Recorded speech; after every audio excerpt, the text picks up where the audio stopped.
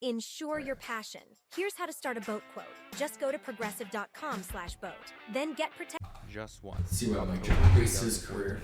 The Angels versus the Royals in the ALDS. 3 games. That's the sum total of Mike Trout's exploits in the MLB postseason. 1 trip, a sweep, and it was over. For the past 8 seasons, the Angels have finished with a losing record. Fangraphs have pegged the Angels as having a 0.4% chance of winning the World Series in 2024. They are also projected to finish with another losing season. This is despite having one of the greatest players in the history of MLB on their team. But how could this be? How could so many losses stack up when arguably the greatest American-born talent is manning center field? How did Mike Trout's career turn into a tragic tale of loss, pain, and suffering? Now, would anyone call the career of Ernie Banks tragic? He played in 2,528 MLB games and never once did he see the postseason. But to be fair, when Banks played, there were only 2 playoff spots to be had. In 1969, the field expanded to 4, so Banks had very limited chances, playing on a Cubs team that clearly had angered the baseball gods and would find ways of stumbling each season, including 1969 when they blew a 9.5 game lead against the Mets. Banks hit 512 career homers and was elected into the Hall of Fame. No one blamed him for the Cubs' failures. Mostly, everyone felt sorry for him, that his talents would never get to be displayed on the world's grandest stage. The same is more or less happening to Trout now. Everyone in baseball wants to see him play deep into October, but unless the Angels defy the odds, it's not looking good for Trout in the coming season or the one after. Help isn't on the way. One person who could change this dynamic is Trout, of course, but there are real questions about where he is as a player going into his age 32 season. The fact that we can start to perform autopsies on Trout speaks volumes about his current status in the game. There is no doubt that he can have a huge monster years for the next 4 seasons like he used to have, but there are worrying signs everywhere when it comes to Trout. How did we arrive at this point? Does Trout's career contain clues that this day would come? And when would we apply the word tragedy to one of the greatest players the game has ever seen? Or does the nature of tragedy itself make the search fruitless because classic tragedies depend on the protagonist having a fatal flaw that dooms them? The fact is, as a player, Mike Trout had no flaws. He was the best player in MLB from the moment he stepped on the big league diamond. Yet, here we are, with questions and doubts. How could this have happened? Tragedy often forces you to think of alternatives. What if Hamlet had run off with Ophelia? What if Oedipus had given up search for his father's killer? If you can alter one thing in the sequence of events, the outcome can change drastically. For Trout, this part is simple. What if instead of going with the 25th pick to the Angels, Trout had been drafted by one of the other 21 teams that had not picked him in 2009? Imagine him on the Nationals in 2009. The Nats picked Steven Strasburg with the first round pick, a no-doubter, but the Nats also had the 10th pick that year and they went with Drew Storen, who is out of baseball by 2017. Then, the next year, the Nats took Bryce Harper with the first pick. Talk about a lineup. Harper, Trout, Anthony Rendon, Trey Turner, and Juan Soto on the way. It boggles my mind. How many trips to the postseason would that nucleus have generated? Enough where Trout might have played in several World Series, obviating the discussion of a tragedy of his career and his lack of success. Now, what if Trout had grown up in Georgia and not Millville, New Jersey? The reason that Trout fell to the 25th pick was because he played his high school baseball in a state where teams don't pick players in the first round. Just 10 position players from the Garden State have been drafted in the first round since 1965. The bias against cold weather teams has led to some epic fails. Allegedly, the best high school outfielder in 2009 was Donovan Tate, out of Cartersville, Georgia. Tate and Trout were about the same size, but Tate had been on the showcase circuit for years and played in a state where first rounders were everywhere. Tate went 3rd to the Padres. He never made out of Class A ball. What if Trout had signed for $6.25 million with San Diego instead of Tate? It's not like the Padres have been postseason regulars. Maybe nothing would have changed as far as Trout becoming the new Mr. October. But Trout suffered because he was from a cold weather state, and scouts were nervous that he hadn't faced the toughest competition. 21 teams passed on him, meaning that 21 different outcomes were available to him. If only a team had been smart enough to believe their own eyes. Another what if involves Trout's signing bonus. Trout had played well in the 2009 area code games in California, and his stock was on the rise. The Angels were convinced he was the best player in the draft, but the Giants and Yankees were also interested. Trout's father, Jeff, had played in the Twins organization and knew how the business side of the game worked. And Jeff Trout told the Angels that his son wasn't signing for slot money for the 25th pick. They wanted $3 million, not 1.12. And for 3 weeks after the draft, the Trouts didn't sign a contract with the Angels. So what if Trout had just gone to the College of East Carolina where he'd committed? Like Garrett Cole at UCLA. He could have stayed for 3 years and then re-entered the draft in 2012. Maybe he wouldn't have gone first in 2012.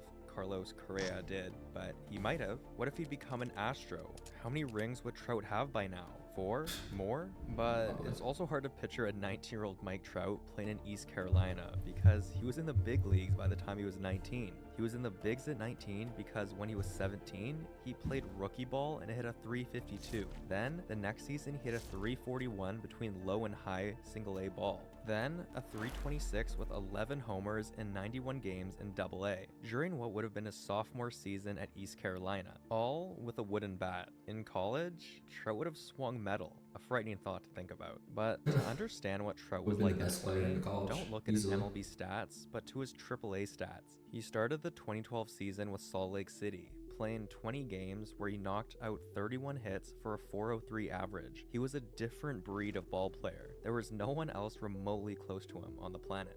Trout actually broke in during the 2011 season as an injury replacement, but even in 40 games, he hit 5 homers and drove in 16, which prorated to seasons of 20 homers and 64 RBIs. Not bad for a teenager.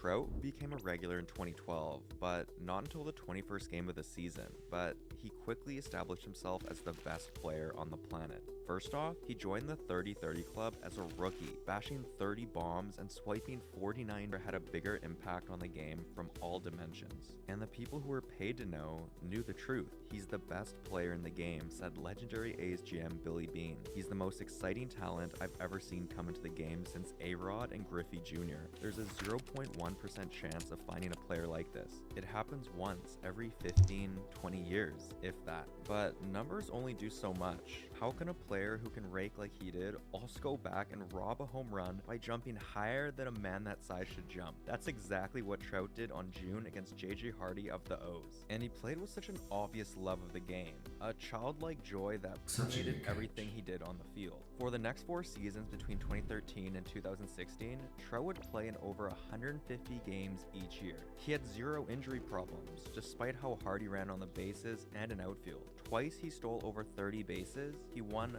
2 MVP awards and finished second twice, though in all honesty he should have won it each year because he led the majors in WAR each of those seasons. In fact, he owns the record for the highest career WAR for 20, 21, 22, 23, 24, and 26-year-olds. He was better than Ty Cobb, except for the age of 25, Willie Mays, Babe Ruth, Al Kaline, and Mickey Mantle, and Ken Griffey Jr. Mike Trout was the best.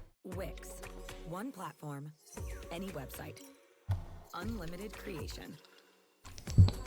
Describe your baseball player between the ages of 20 and 26 that the game has ever seen, and perhaps that we'll ever see. There is no fatal flaw that would eventually doom him. His first few seasons, he spent the offseason sleeping in his bedroom at his parents' house, he maintained close friendships with his old Jersey buddies, and he remained a passionate Eagles fan. Nothing changed about him. He was a man of few words and stayed that way. And in 2014, the Angels ran away with the competitive AL West, winning the division by 10 games. Trout led the way, winning his first MVP trophy by leading the majors in runs scored and total bases. He crushed 36 homers and drove in 111. His defense remained otherworldly. He did everything and made it look easy. Except baseball isn't easy. It's very humbling given that failing 7 out of 10 times makes you an all-star at the plate. When Trout got to the ALDS in 2014, he faced a Royals team on the rise. And this is where fate intervened. The Angels went down 0-2 by losing 2 extra inning games in 11. 2 tough losses that made the sweep inevitable. Trout got 1 hit in 3 games, a homer. Otherwise, the Royals completely shut him down. And that's been it as far as postseason goes for Mike Trout, an 83 average. Between 2013 and 2019, Trout averaged a WAR of 9. The only other 2 players that even matched that number once is Bryce Harper in 2015 and Mookie Betts in 2018. Every season was like Trout's best season. they all kind of blurred together. It's like picking out fine wine. Do you prefer the Trout 2016 or the Trout 2019? 29 homers or 45? 123 runs scored or 110? MVP awards for both seasons. But here's one very important distinction. In 2016, Trout played in 159 games. Now, in 2019, he only played in 134. So, have we finally stumbled upon Mike Trout's fatal flaw? The one chink in his armor that has led to so many years of excellent stats and poor team performance? Could it be that Mike Trout is simply unlucky? And is being unlucky a fatal flaw? The obvious comp for Trout is Ken Griffey Jr., who also debuted at 19 and excelled in all 5 tools in spectacular fashion. They made incredible plays in the field while hitting frozen ropes into the stands. Statistically, Trout is the superior player, ranking 5th all-time in career WAR by age 29. Jr. is not on the list of top 10 players, but guys like Cobb, Mantle, Ruth, A-Rod, and Pujols are. But Jr. had 398 homers by age 29, second all-time behind A-Rod, and he was going to cleanse the sport of Barry Bonds and Balco and the entire Royd era. A-Rod was supposed to do that, but things happened. Jr. was clean. Jr. would rewrite the record books, but he didn't. And here's where the similarities between these two get too close for comfort. Trout was the best player between 20 and 26 that the sport has ever seen. Case closed. There is no argument. If Trout retired tomorrow, he'd be a first ballot Hall of Famer, like Jr. Now, what unites these two greats? Injuries. Jr. played in less than 130 games in 11 of his last 22 seasons.